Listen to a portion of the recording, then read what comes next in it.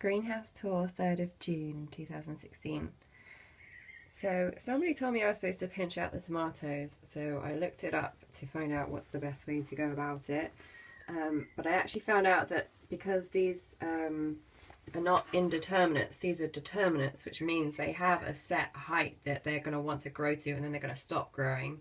Whereas an indeterminate tomato would grow as tall as it can grow within the growing season until it's killed off by frost. So those are the ones apparently that you're supposed to pinch out, and these are not.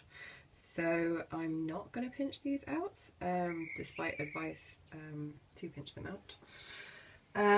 But I've learned something about tomatoes, and I actually really like the sound of indeterminate tomatoes, because you could grow them up trees, for example, and just kind of knock the tomatoes off with a stick, which I think that would be really quite funny to do. So I need to look up whether that type of tomato would grow in my climate or not, because all of these are determinate tomatoes. I don't have any bush tomatoes. These are all vine tomatoes, I guess. Mostly vine, if not all vine. Okay.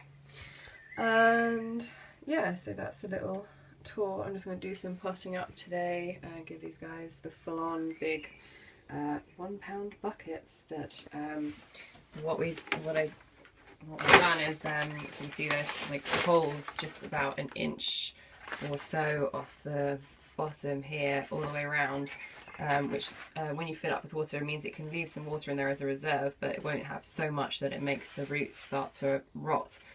If there's too much, it'll start to come out the hole. So that's what we do with the buckets to adapt them if you just want some really cheap big pots for growing in. Alright, so there's the tip of the day. Alright, subscribe please below, and see you next time. Okay then, bye!